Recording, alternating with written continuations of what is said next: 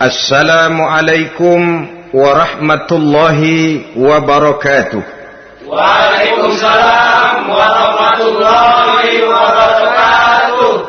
Bismillahirrahmanirrahim. Alhamdulillahi rabbil alamin. Wassalatu wassalamu ala ashrafil anbiya'i wal mursalin, Sayyidina wa maulana Muhammadin wa ala alihi wa ashabihil mujahidin at-tahirin, amma ba'du. Saudara-saudara kaum muslimin rahimakumullah, agama mengajarkan bahwa di dalam melaksanakan segala macam pekerjaan hendaklah dilaksanakan dengan penuh hati-hati dan perhitungan. Dikatakan dalam pepatah, fit ta'annis salamah wa fil ajalatin nadamah.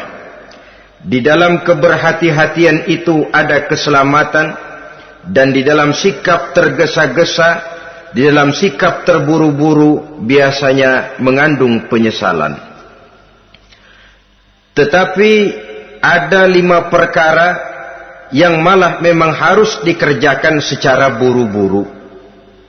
Apa yang 5 perkara itu? Pertama, mengubur jenazah. Tidak baik kalau jenazah itu disemayamkan sampai 2-3 hari di rumah. Dan yang lebih baik mengubur jenazah itu adalah di tempat di mana dia meninggal. Contohnya adalah baginda Nabi. Beliau kelahiran Mekah. Beliau wafat di Madinah, maka di Madinah itulah beliau dimakamkan dan bukan di kota Mekah. Karena prinsipnya agama menginginkan kemudahan dan tidak menginginkan kesukaran. Hal kedua yang harus dikerjakan dengan segera ialah mengawinkan anak perempuan. Apabila kita mempunyai anak perempuan, sudah sampai usianya untuk memasuki ambang pintu pernikahan, dan dia sudah minta untuk dinikahkan, maka segeralah orang tua menikahkannya atau mengawinkannya. Sebab biasanya anak perempuan, apalagi di zaman sekarang, kalau tidak segera dikawinkan oleh orang tuanya, dikhawatirkan dia akan kawin sendiri. Dan itu tentu akhirnya akan merepotkan kedua orang tuanya. Hal ketiga yang harus dikerjakan dengan segera dan buru-buru ialah membayar hutang. Apabila kita sudah berhutang kepada seseorang dan sudah ada uang untuk membayarnya, bersegeralah untuk membayar. Sebab kalau ditunda besok, lusa atau hari minggu depan, dikhawatirkan uangnya akan terpakai untuk kepentingan-kepentingan yang lain, dan hutang akan tetap tinggal hutang, tidak pernah terbayar adanya. Hal keempat yang harus disegerakan ialah menghidangkan makanan untuk orang musafir yang kebetulan menjadi tamu di rumah kita. Dan hal yang kelima yang harus dilakukan dengan buru-buru, dengan segera, bertaubat apabila mengerjakan perbuatan dosa. Hal kelima inilah yang akan kita bicarakan pada pertemuan kita kali ini, yaitu tentang taubat kepada Allah Subhanahu wa ta'ala. Taubat berasal dari kata-kata taba yatubu, yang isim masdarnya adalah taubatan. Artinya sama dengan roja'a yarji'u, ada ya'udu, pulang atau kembali. Bertobat maksudnya kembali dari yang dilarang oleh Allah. Kalau dalam perjalanan hidup ini kita suka menerjang larangan-larangan Allah, melaksanakan apa-apa yang dilarang olehnya, maka taubat artinya meninggalkan larangan-larangan itu dan kembali kepada apa yang diperintah oleh Allah Subhanahu wa ta'ala. Kenapa taubat ini harus disegerakan? Karena makhluk bernama manusia ini sulit melepaskan diri dari dosa dan salah. Nabi bersabda, kullu bani Adam khatta'un wa khairul khatta'ina tawwabun. Setiap anak Adam, yakni setiap manusia, pasti mempunyai dosa dan kesalahan. Dan sebaik-baik orang yang mempunyai dosa dan kesalahan ialah orang yang segera bertaubat. Dengan kata lain, orang yang baik sesungguhnya bukanlah orang yang tidak punya salah, karena tidak ada orangnya yang tidak punya salah. Tetapi orang yang baik adalah orang yang apabila melakukan kesalahan, dia segera sadar, dijadikannya kesalahan itu sebagai pelajaran untuk tidak diulanginya lagi pada masa-masa yang akan datang. Inilah yang digambarkan oleh Allah Subhanahu wa taala dalam surah Ali Imran ayat 135. Walladzina iza fa'alu fahishatan, dan orang-orang yang apabila mereka terjatuh ke dalam perbuatan dosa, au zalamu anfusahum, atau berbuat zalim kepada diri mereka sendiri, zakarullaha fastaghfaru lidzunubihim, mereka segera ingat kepada Allah dan memohon ampun terhadap dosa yang pernah mereka kerjakan. Saudara-saudara kaum muslimin rahimakumullah, sejak awalnya iblis memang sudah memproklamirkan diri di hadapan Allah Subhanahu wa taala. Apa kata iblis? Ya Rabbi wa izzatika la azalu aghwi bani adama ma damat arwahuhum fi ajsadihim. Ya Allah, demi kemuliaan-Mu saya bersumpah, kata iblis, saya akan selalu memperdayakan anak-anak Adam. Saya akan selalu menggoda manusia selama ruh mereka masih ada di dalam jasad mereka. Jadi selama ruh masih ada di dalam jasad, selama itulah iblis akan selalu berusaha menggelincirkan manusia untuk jatuh ke tempat-tempat salah dan ke tempat-tempat dosa. Tetapi kemudian Allah juga memberikan jaminan. Allah menjawab proklamasi iblis ini, wa izzati wa jalali ya mal'un la azalu aghfiru lahum mastaghfaru. Demi kehormatanku, demi kemuliaanku, hai mal'un, hai yang terkutuk, hai iblis, kalaupun engkau selalu memperdayakan manusia, kalaupun engkau selalu menipu dan menggoda mereka sepanjang ruh mereka masih ada di dalam jasad, aku akan senantiasa memberikan ampun kepada mereka sepanjang mereka memohonkan ampun kepadaku. Inilah jaminan dari Allah Subhanahu wa ta'ala. Saudara-saudara kaum muslimin rahimakumullah, oleh karenanya apabila kita berbicara tentang taubat, artinya kita berbicara tentang tingkah laku kita dalam kehidupan sehari-hari. Apa yang harus kita lakukan untuk sempurnanya satu taubat? Pertama, menyesal terhadap dosa yang pernah kita lakukan. Kadang-kadang ada juga orang bertaubat, tapi bukan nyesal terhadap dosa yang dia kerjakan, malah puas katanya. Dia ngomong sama teman-temannya, saya dulu zaman muda sudah kenyang judi, kenyang zina, kenyang mabuk-mabukan, sudah puas. Sekarang tinggal benernya saja, saya sudah taubat. Taubatnya sih bagus, tapi puasnya itu yang jelek. Kenapa harus dikatakan puas? Bukan puas, menyesal. Menyesal saya dulu. Kenapa hanyut terjebak dosa? Kenapa tenggelam di meja judi? Kenapa tenggelam di minum-minuman keras? Kenapa hanyut kepada perbuatan munkar dan maksiat? Saya menyesal sekali. Menyesal diperintah dan bukan malah puas. Dari rasa menyesal ini nanti timbul hal yang kedua, yaitu berniat tidak akan mengulangi lagi perbuatan dosa. Kalau menyesal tapi masih diulangi lagi, itu belum taubat yang sebenarnya. Saya kapok, menyesal, tidak mau minum minuman keras lagi. Besok tidak ada minuman keras, malah pusing, nyari kesana kemari. Itu belum taubat yang sebenarnya. Jadi setelah menyesal, berniat tidak akan mengulangi lagi perbuatan dosa itu. Kalau menyesal tapi masih diulanginya lagi, itu sama saja dengan main-main. Saudara-saudara kaum muslimin rahimakumullah, Barangkali itu yang orang namakan dengan taubat sambal namanya.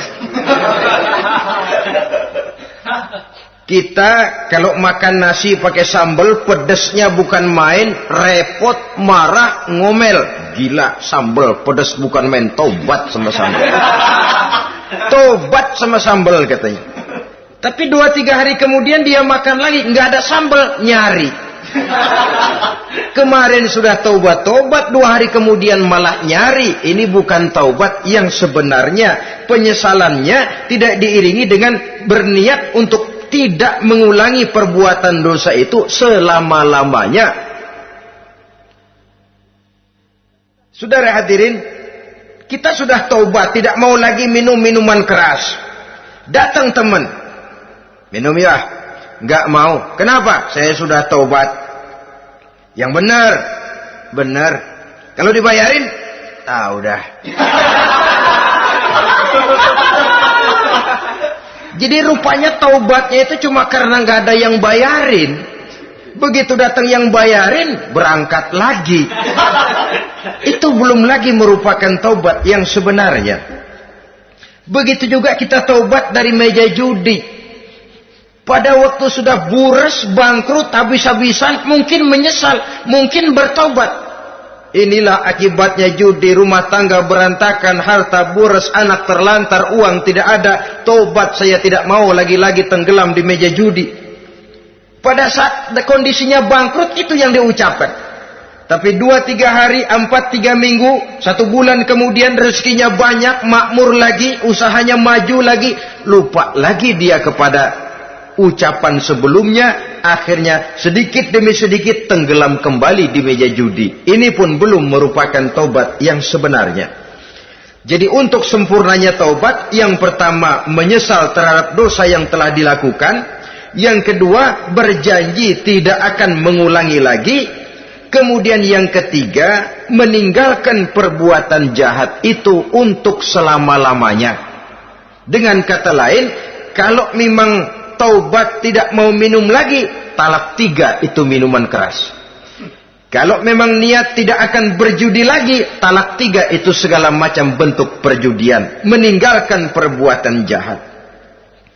Yang keempat, menunaikan semua fardu dan kewajiban.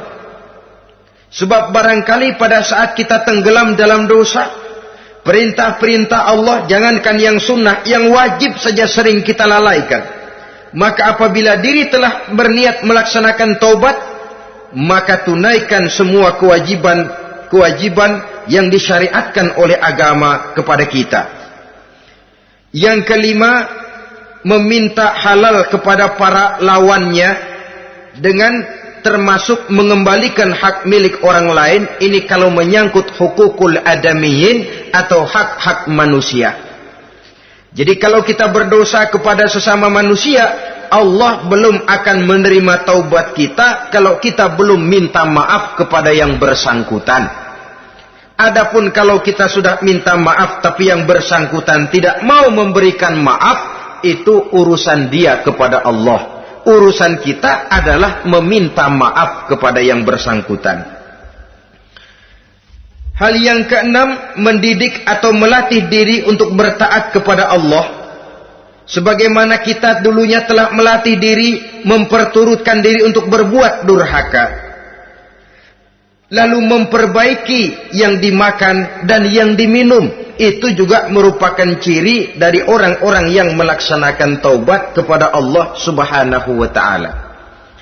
Kemudian apalagi? Memperbanyak istighfar di dalam kehidupan. Disabdakan oleh Nabi, inna likulli da'in dawa'un wa dawa'u zunubi al-istighfar. Sesungguhnya segala macam penyakit tentu ada obatnya, dan obat dari segala macam dosa adalah istighfar. Saudara-saudara kaum muslimin rahimakumullah. Jadi kalau yang terdahulu merupakan perbuatan-perbuatan konkret, maka yang terakhir ini taubat dalam bentuk ucapan berupa memperbanyak istighfar, memohonkan ampun kepada Allah Subhanahu wa taala. Mari kita lihat dalam teladan hidup kita, manusia yang hatinya paling bersih tidak lain adalah Rasulullah sallallahu alaihi wasallam. Beliau sudah mendapat jaminan ampun dari seluruh dosa.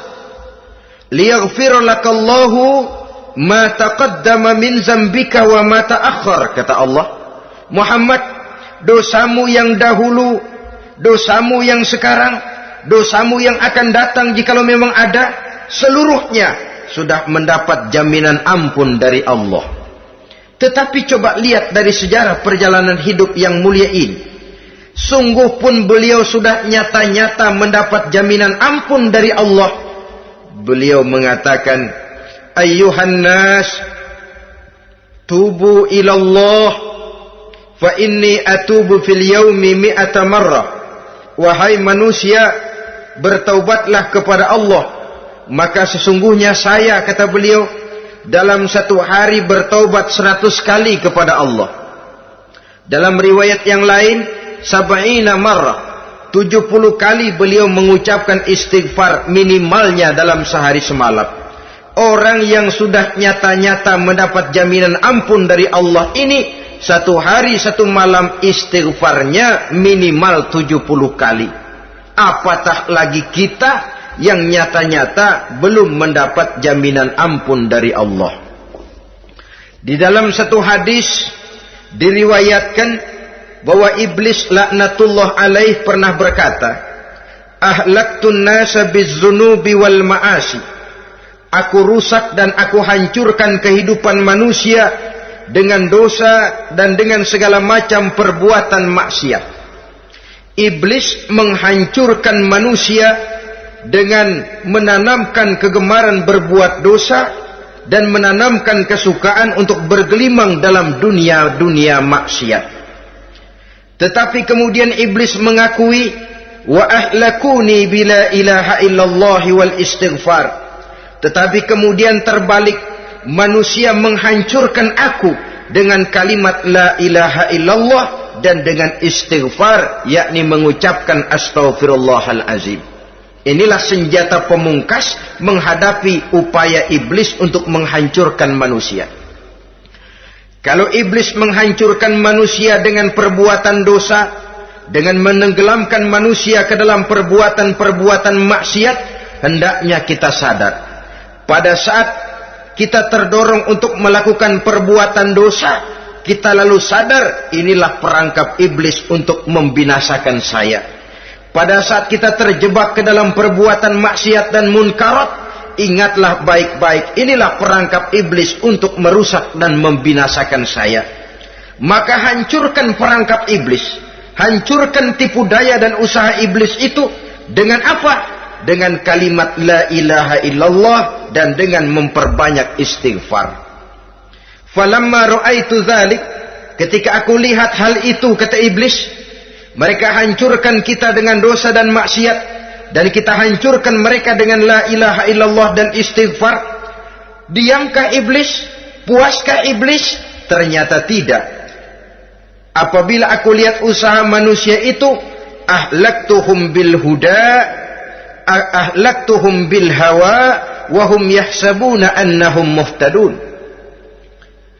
Apabila mereka hancurkan aku dengan la ilaha illallah dan istighfar, maka aku kembali menghancurkan mereka dengan mempergunakan hawa nafsu, sehingga mereka menyangka bahwa mereka adalah orang-orang yang mendapat petunjuk. Ditanamkan dalam diri kita perasaan bahwa kitalah orang yang paling benar. Itu pun tipu daya iblis.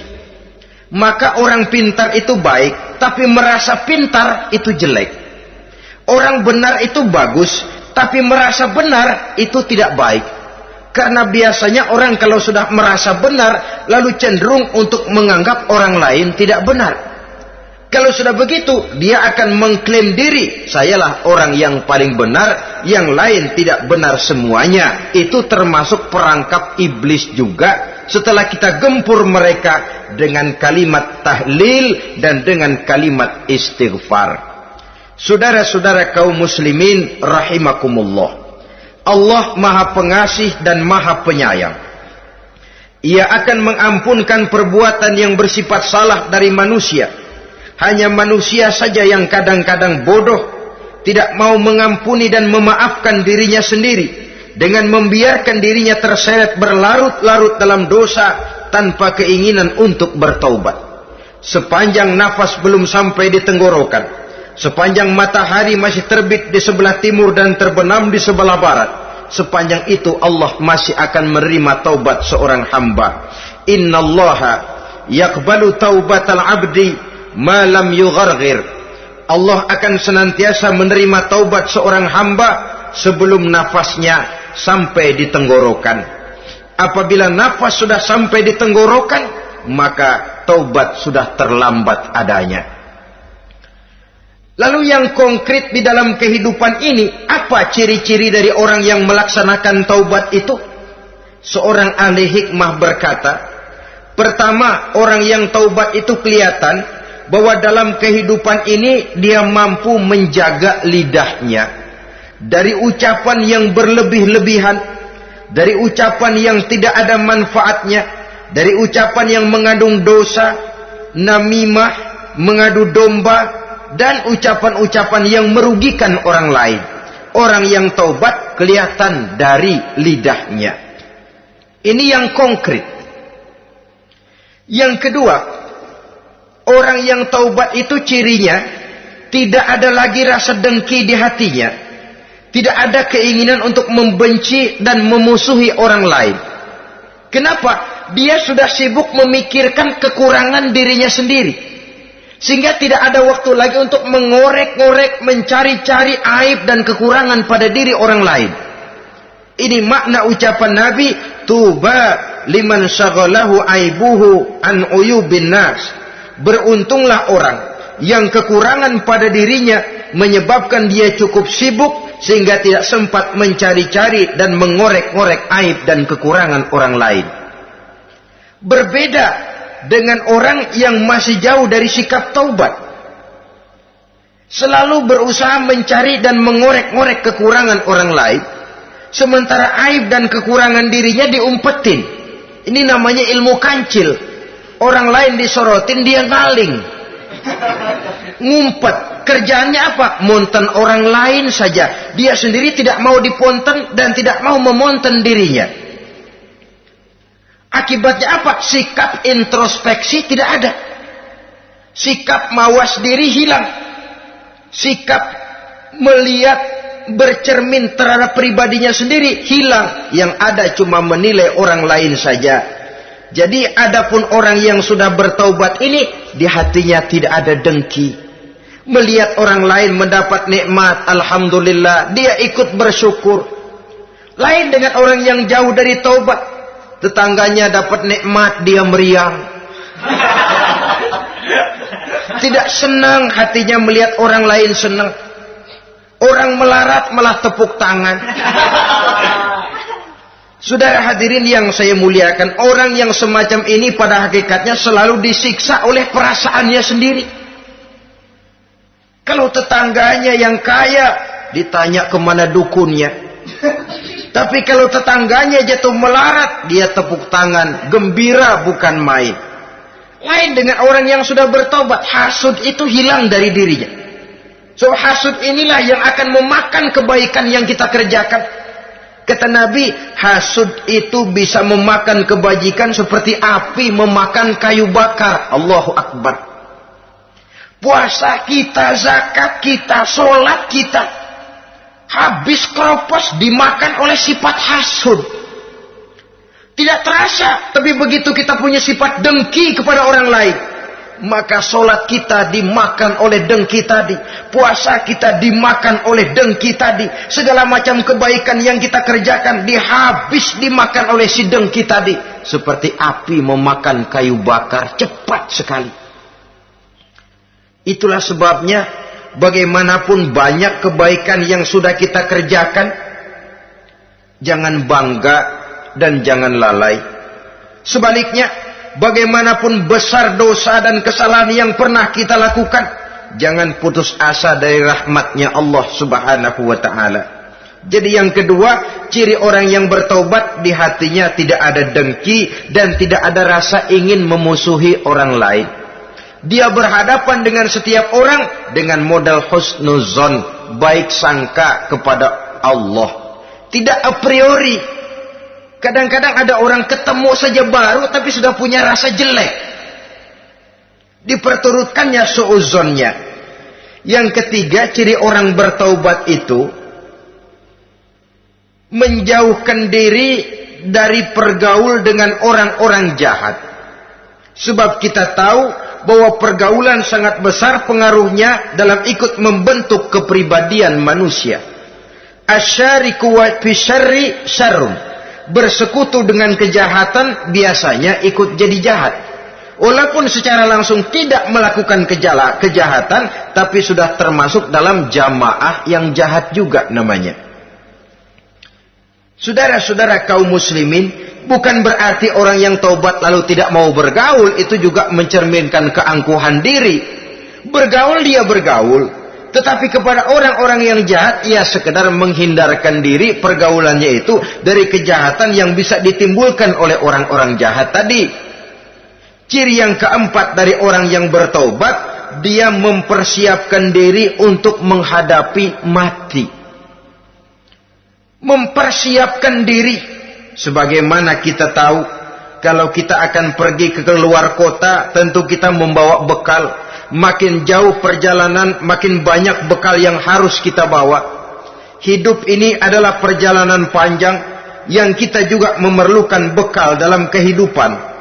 Orang yang bertaubat, orang yang mempersiapkan diri untuk menghadapi maut dan menghadapi hari-hari sesudah maut itu datang. Menghadapi kehidupan di alam barzakh, menghadapi kehidupan di alam akhirat dan selanjutnya. Dia mempunyai persiapan sehingga kapan maut datang dia sudah punya persiapan lebih dahulu.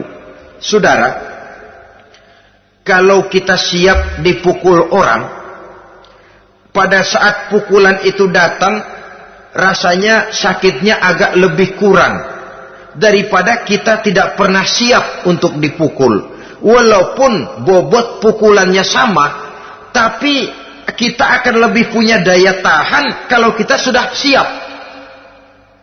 Oleh karena itu, orang yang bertobat, orang yang mempunyai persiapan untuk menghadapi mati.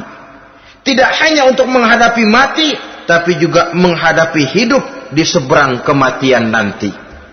Maka karenanya dia sibuk dengan dunianya, tapi juga dia lebih sibuk dengan akhiratnya.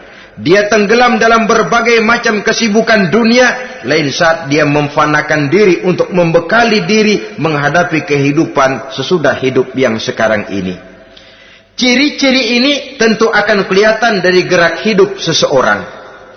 Saudara-saudara kaum muslimin rahimakumullah. Jadi dengan kata lain, kalau kita kembali kepada surah Ali Imran ayat 135 tadi, apabila dalam kehidupan terjebak kita kepada perbuatan dosa atau zalim kepada diri sendiri, zakarullah, segeralah mengingat Allah, fastaghfaru li dzunubihim, dan segera memperbanyak istighfar, memohon ampun kepada Allah Subhanahu wa taala, sebab dosa dalam Islam hanya bisa ditebus dengan taubat. Bukan dengan uang, bukan dengan beras, bukan juga dengan piagam. Dosa dalam Islam hanya bisa ditebus dengan melaksanakan taubat kepada Allah. Dan untuk bertaubat tidak usah ngulur waktu. Besok saja, bulan depan saja, tahun depan saja, nanti saja kalau sudah agak sedikit tua. Ibarat diri kita ini kaca, kata Imam Ghazali, maka dosa adalah debu. Apabila kaca kena debu, sedikit nempel debu lalu dilap, sedikit nempel debu terus dilap lagi, insya Allah kaca akan tetap bersih. Tapi kalau kita menunggu debu sampai banyak, apalagi sampai berurat, berkarat, nanti akan sulit membersihkannya. Demikian hati manusia itu. Kalau sudah dihinggapi oleh dosa, ditumpuknya lagi, berkarat dosa dalam hati, biasanya berat untuk melaksanakan taubat. untuk lebih meningkatkan pengertian kita tentang ciri dari orang-orang yang bertaubat, mari kita ikuti sebuah dialog yang pernah terjadi antara Rasul dengan para sahabat. Satu hari ketika sedang berkumpul dengan para sahabat, baginda Rasul bertanya, "Atadruna manit taib?" Saudara-saudara, tahu enggak saudara-saudara, siapa sebenarnya orang-orang yang bertaubat itu? Macam-macamlah jawaban para sahabat, tapi yang jelas akhirnya mereka berkata, Allahu wa rasuluhu a'lam. Allah dan Rasulnya yang lebih tahu siapa sebenarnya orang yang bertaubat itu. Atas jawaban ini baginda Rasul lalu menegaskan, pertama, man taba wa lam yata'allamil ilma falaysa bitaibin. Siapa orang yang mengaku bertaubat kepada Allah, lalu dia tidak mau mencari ilmu, tidak mau belajar, falaysa bitaibin, maka dia belum termasuk orang yang bertaubat. Jadi di sini jelas bahwa bukan hanya dari dosa kita bertaubat, juga bertaubat dari kebodohan. Dalam arti tidak membiarkan diri kita bodoh terus menerus. Dengan bahasa anak sekarang, bodoh tapi betah.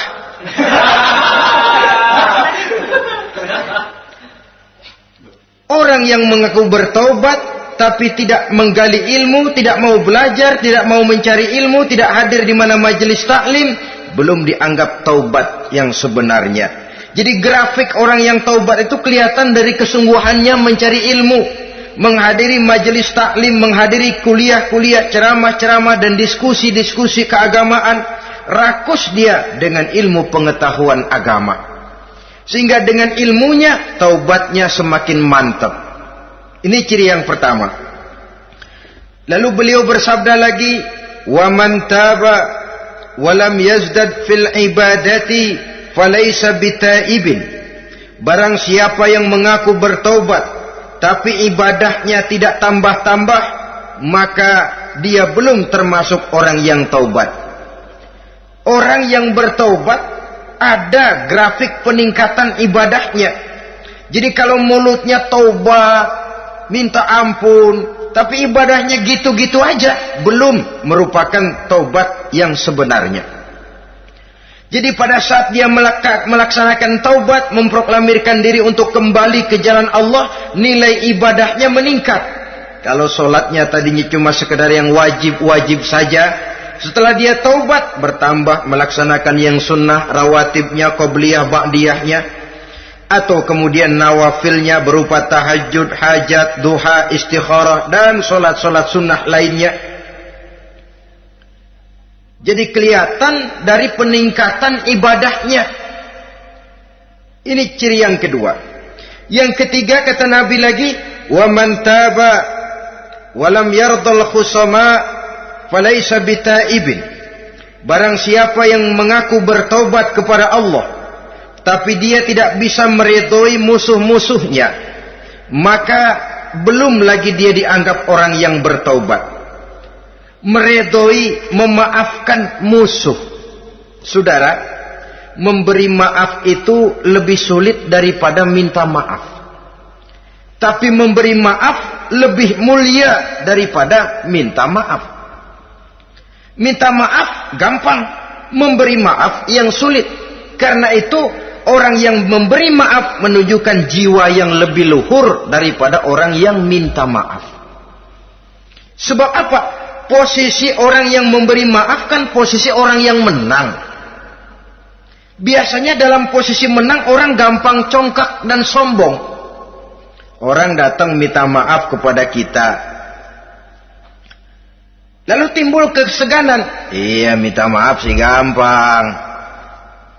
Memberi maaf itu yang sulit, tapi itu yang sangat dianjurkan. Dan itu merupakan ciri dari orang-orang yang bertaubat. Lalu apalagi? Wa man taba wa lam yughayyir libasahu wa zinatahu falaysa bitaibin.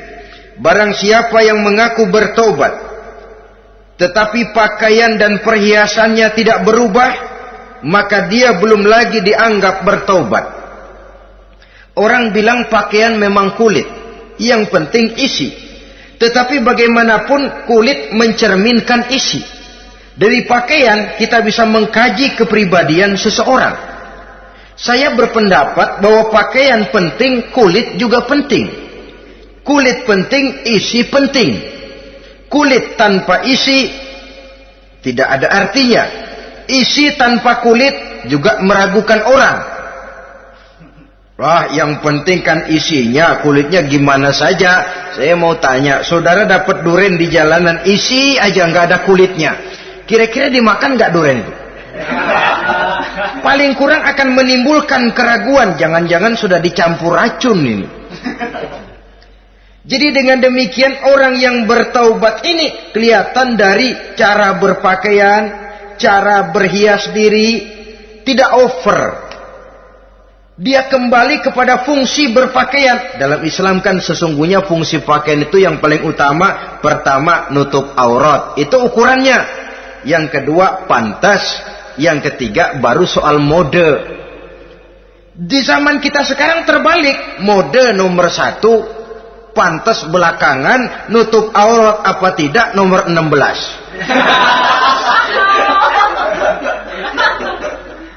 Kalau sudah mode, kita kekira kekurangan pertimbangan. Ini buat saya pantas apa tidak, ini menutup aurat apa tidak. Kita balik, padahal fungsi berpakaian dalam Islam tujuan utamanya pertama nutup aurat. Biar modenya mutaakhir, ciptaan Pierre Cardin sekalipun, kalau memang tidak nutup aurat, ya hukumnya masih belum berpakaian. Atau juga ukuran yang kedua, pantas. Yang orang lain pantas kita pakai, belum tentu kita pantas. Kita kadang-kadang kehilangan pertimbangan. Lihat iklan bintang film memakai pakaian yang begini bagus, lalu kita pakai saja. Ya tentu namanya bintang film. Kadang-kadang pakaian untuk show dipakai buat kondangan. Akhirnya habis sekampung orang nonton dia. Ya nggak pantas toh, nggak wajar. Saudara hadirin yang saya muliakan, orang yang bertobat kelihatan dari pakaian dan perhiasannya. Kalau sudah memakai perhiasan, ya sekedarnya saja. Tidak lalu dengan niat supaya orang tonton, supaya orang lihat, supaya orang tahu dia kaya, supaya timbul decak kagum, asal dia lihat orang lalu wah. Kalau sudah diwahi lalu senang. Saudara hadirin yang saya muliakan. Kemudian kata Nabi lagi, "Wa man taba wa lam yubaddil ashabahu falaysa bitaibin." Siapa yang mengaku bertaubat tapi pergaulannya dari itu ke itu saja, seperti itu juga, tidak mengalami perubahan, maka dia belum lagi dianggap bertaubat. Kalau taubat kita dari judi, jangan bergaul lagi dengan penjudi. Dalam arti, jangan berkumpul di majelis judi. Ah, saya sih udah taubat nggak main judi, tapi ngumpulnya di situ terus. Ya bagaimana? Pada akhirnya toh akan terseret juga. Saudara hadirin yang saya muliakan, jadi dengan demikian lingkungan juga sangat besar pengaruhnya dalam kriteria orang yang bertaubat. Selanjutnya Nabi bersabda, "Wa man taba wa lam yughayyir khuluquhu falaysa bitaibin." Siapa yang mengaku bertaubat tapi akhlaknya, budi pekertinya tidak mengalami perubahan, maka orang itu pun belum dianggap bertaubat. Ini juga konkret. Orang yang bertaubat kelihatan dari akhlaknya. Kalau kemarin sama orang tua songong, kurang ajar, nyelongcong, maka setelah taubat dia berakhlak kepada orang tua. Kalau kemarin kepada anak muda menindas, tidak senang kepada anak muda yang maju, setelah dia taubat dia bisa menyayangi kepada anak-anak muda. Akhlak ini lain dengan adat, istiadat. Adat biasanya hanya memandang yang lahir, sedangkan akhlak zahir batin dipandang. Contoh, seorang anak muda kalau lewat di depan orang tua membungkukkan badan, menurut adat dia sudah sopan. Tapi menurut akhlak belum tentu berakhlak. Tergantung kepada niatnya apa membungkukin badan. Permisi apa ngina. Kan mungkin saja orang membungkukan badan lewat di depan aki-aki karena menghina sebab aki-aki itu badannya udah bungkuk. Jadi gerakan zohir yang baik yang diiringi dengan niat yang baik itulah cerminan daripada akhlak. Kalau adat terlepas dari soal niat, asal zohirnya sudah oke, menurut adat oke, dia beradat. Niatnya apa? Adat tidak pernah menilai. Maka orang yang bertaubat pun kelihatan dari akhlaknya, dan akhlak itu adalah keseluruhan tingkah hidup manusia. Cara berjalan ada akhlak, cara makan ada akhlak, cara duduk ada akhlak, cara tidur ada akhlak. Sehingga pantas ketika Siti Aisyah ditanya, Aisyah, Rasulullah itu akhlaknya apa sih? Beliau menjawab, karena Rasulullah khuluquhul Quran. Rasulullah itu akhlaknya Quran. Sehingga di kalangan ilmuwan lalu ada ungkapan bahwa Nabi Muhammad adalah Quran berjalan. Maksudnya seluruh konsepsi Quran sudah diterjemahkan dalam kehidupan Nabi. Maka tidak heran kalau Islam mengatur kehidupan manusia sejak yang sekecil-kecilnya sampai yang sebesar-besarnya. Cara berpakaian ada akhlaknya, kan begitu toh dalam Islam. Saudara diri di depan kaca, ngaca, ada akhlaknya, ada bacaannya. Allahumma kama hassanta khalqi fahassin khuluqi. Sampai saudara masuk ke dalam WC sekalipun ada akhlaknya. Karena akhlak adalah keseluruhan gerak hidup manusia. Orang yang bertobat kelihatan dari perubahan akhlaknya. Kemudian beliau bersabda, "Wa man taba wa lam yatwi firashahu wa bisatahu falaysa bitaibin." Siapa orang yang mengaku bertaubat tetapi dia tidak menggulung tempat tidur dan spraynya, maka dia belum dianggap bertaubat. Ini bahasa kinayah. Menggulung spray, melipat tempat tidur artinya lebih banyak ibadahnya daripada tidurnya. Kalau ngaku taubat tapi sehari 24 jam, 22 jam tidur, cuma 2 jam ibadah, ya belum mencapai kriteria itu. Dengan kata lain, orang apabila sudah memproklamirkan diri untuk taubat, menyingsingkan lengan baju, melipat spray, menggulung tempat tidur. Bukan berarti dia tidak tidur-tidur, tetapi bersiap diri untuk melaksanakan ibadah yang pada saat dia terjebak dalam dosa, sudah banyak ibadah yang ditinggalkannya. Saudara-saudara kaum muslimin rahimakumullah. Kemudian beliau bersabda pula, "Wa man taba wa lam yatasaddaq falaysa bitaibin." Barang siapa yang mengaku bertobat, kemudian dia tidak menyedekahkan karunia yang diberikan Allah kepadanya, maka taubatnya belum lagi dianggap taubat yang sebenarnya.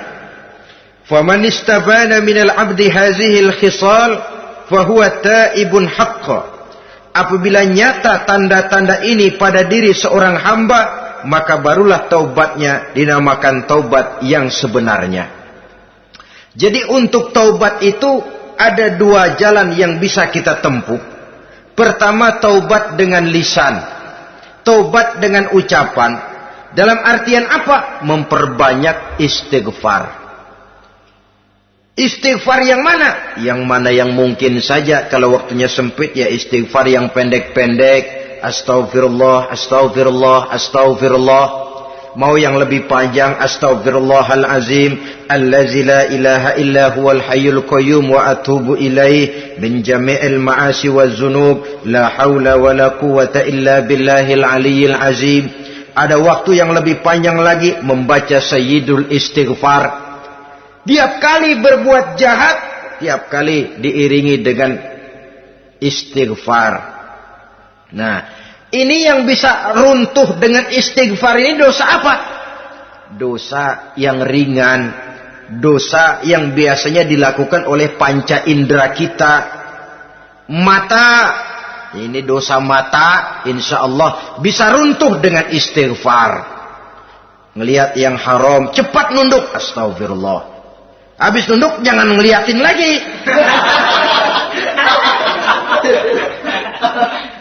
Kadang-kadang ngelihat nunduk, istighfar, melotot lagi, istighfar lagi.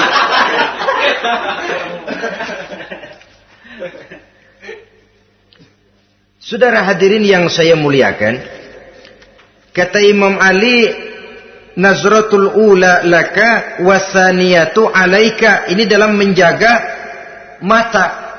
Pandangan pertama rezekimu kelihatan, namanya kelihatan kan rezeki.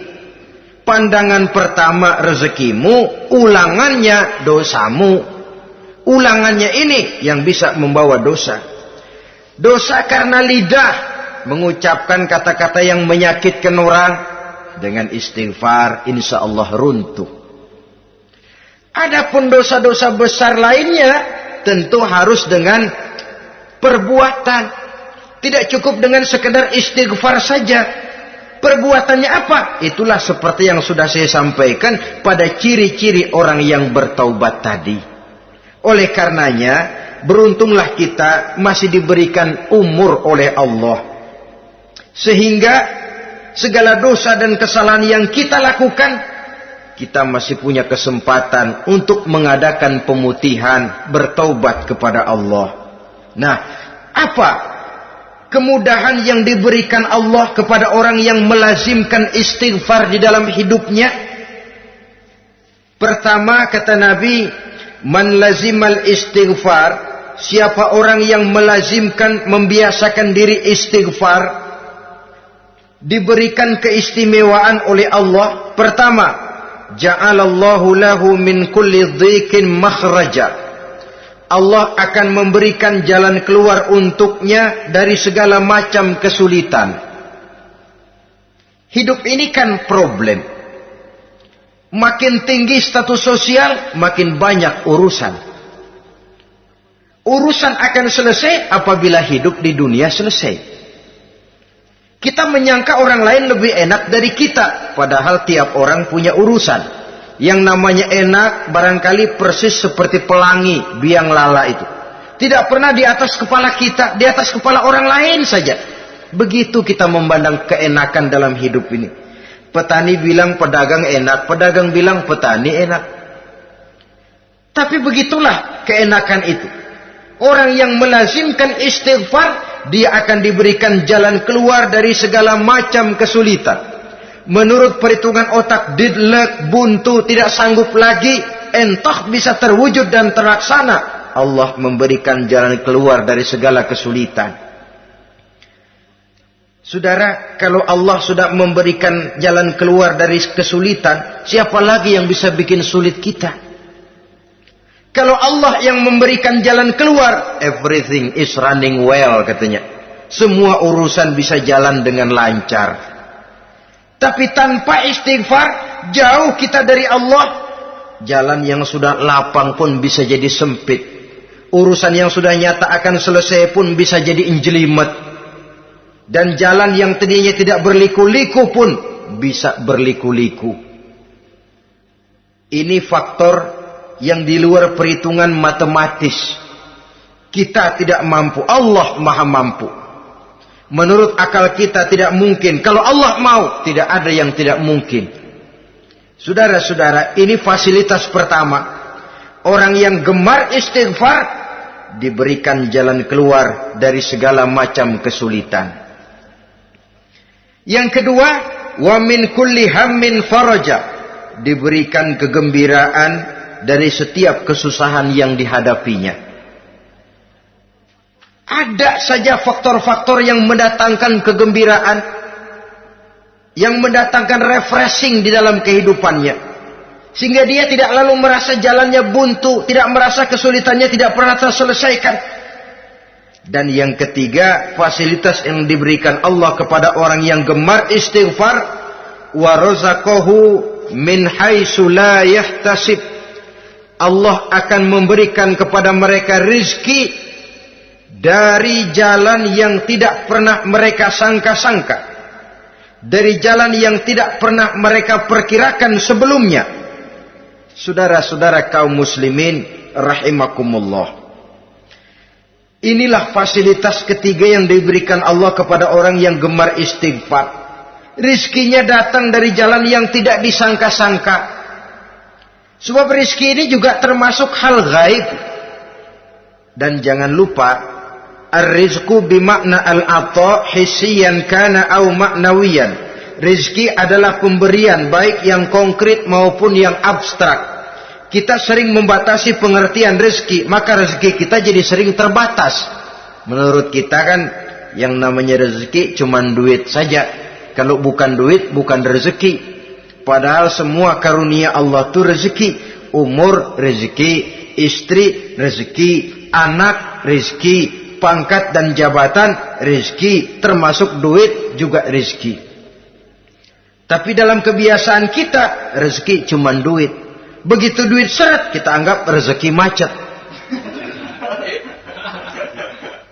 Maka akhirnya kita tidak bersyukur kepada Allah. Padahal mungkin di sektor duit macet, tapi rezeki dari segi lain, ilmu barangkali tambah, wibawa naik, pangkat naik, anak tambah, itu juga merupakan rezeki. Saudara-saudara kaum muslimin rahimakumullah. Orang yang gemar istighfar ini diberikan rezeki dari jalan yang tidak disangka-sangkanya. Dibukakan perbendaharaan Allah untuknya. Sehingga rezekinya datang dari cara yang tidak disangka-sangka. Allah Maha Kaya. Kalau dia mau, la mani'a lima a'taita wa la mu'tiya lima mana'ta. Tidak satu kekuatan pun yang mampu mencegah apa yang hendak diberikan Allah. Dan tidak satu kekuatan pun yang sanggup memberikan apa yang dicegah oleh Allah Subhanahu wa ta'ala. Ini keistimewaan yang diberikan Allah kepada mereka yang gemar beristighfar di dalam kehidupan ini. Jangan lagi berpikir, gua sih nggak punya dosa, istighfar amat. Sombong, saudara-saudara. Manusia itu lebih baik merasa banyak dosa daripada merasa tidak punya dosa. Tanda orang bahagia, kata Nabi 4. Pertama, orang yang selalu ingat kepada kesalahan yang pernah dia lakukan. Itu orang bahagia. Selalu ingat kepada kesalahan yang pernah dilakukannya. Sehingga pada saat akan melakukan kesalahan yang baru, dia mikir-mikir. Dosa gue yang kemarin udah 3 keranjang, nih nambah lagi. Ingatannya terhadap kesalahan yang lalu akan merupakan langkah preventif yang mencegah dirinya untuk tidak menambah kesalahannya. Orang bahagia, orang yang selalu ingat kesalahan yang pernah dia lakukan, terbayang di pelupuk mata, bukan ngumpet-ngumpetin dosa. Sebab apa yang mau kita umpetin di hadapan Allah? Yang kedua, tanda orang bahagia itu orang yang selalu melupakan kebaikannya. Kalau dia berbuat baik, dia lupakan. Dia anggap dirinya belum pernah berbuat baik. Sehingga di mana ada kebaikan, dia tidak bisa ikut. Dia merasa sangat rugi. Sebab dia anggap dirinya belum pernah berbuat baik. Yang ketiga, tanda orang bahagia. Dalam urusan dunia, dia lihat ke bawah. Sehingga timbul rasa syukurnya. Bahwa kalau dia sengsara masih banyak yang lebih sengsara dari dia. Bahwa kalau dia miskin masih jauh lebih banyak yang miskin dari dia. Bahwa kalau dia menemui kesulitan masih banyak yang jauh lebih sulit dari dia. Dengan cara itu jiwanya akan lapang, hidupnya akan tenang, dan dia tidak pernah ingkar kepada nikmat yang diberikan Allah. Sebaliknya yang keempat, tanda orang bahagia itu dalam urusan akhirat dia lihat ke atas. Dunia, lihat yang bawah. Akhirat, lihat yang atas. Kalau dia bisa sholat, kenapa saya tidak? Kalau dia sanggup puasa, kenapa saya tidak? Kalau dia bisa baca Quran, kenapa saya tidak? Timbul panas, nyontoh ibadah mendatangkan kebahagiaan. Rakus ibadah malah dianjurkan. Rakus dunia malah tercela. Nah, lawanannya orang celaka, saudara-saudara. Orang celaka juga tandanya 4 lawanan yang tadi itu. Pertama, orang yang selalu melupakan kesalahannya. Kalau berbuat dosa lupa, sok bersih. Alah, dosa gue mah dikit. Saudara hadirin yang saya muliakan, orang yang selalu melupakan kesalahan, menganggap dirinya bersih, akhirnya kalau ingin berbuat dosa nggak dimikir-mikir, tidak ada lagi yang ditimbang-timbang. Selanjutnya, yang kedua, orang celaka itu orang yang selalu mengingat kebaikannya. Akhirnya apa? Timbul sifat nepuk dada, membanggakan jasa, lahirlah pahlawan-pahlawan kesiangan. Selalu membanggakan diri, nepuk dada. Kalau enggak saya, kalau enggak saya. Itu masjid, kalau enggak saya. Itu pesantren, kalau enggak saya. Itu umat, kalau enggak saya. Kalau enggak saya. Memangnya kalau enggak sampean kenapa? Orang yang celaka adalah orang yang selalu menghitung-hitung kebaikan yang pernah dikerjakannya. Keikhlasannya kurang, makin dia hitung, makin kurang nilai pahalanya. Makanya kalau berbuat baik, ya anggap saja buang sampah, gak usah ditengok-tengok, gak usah diingat-ingat, dan gak usah mengharap orang yang kita tempat berbuat baik akan membalas kebaikan. Saudara hadirin yang saya muliakan, yang ketiga, tanda orang celaka dalam urusan dunia, ngelihatnya ke atas, panasnya timbul, syirik dan dengkinya naik, rakusnya jadi.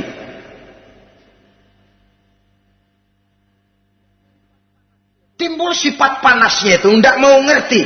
Kalau tetangga saya bisa beli kulkas, kenapa saya tidak? Kalau tetangga saya bisa beli motor, kenapa saya tidak? Kalau tetangga saya bisa beli mobil, kenapa saya tidak? Gaji nggak cukup, tuyul piara.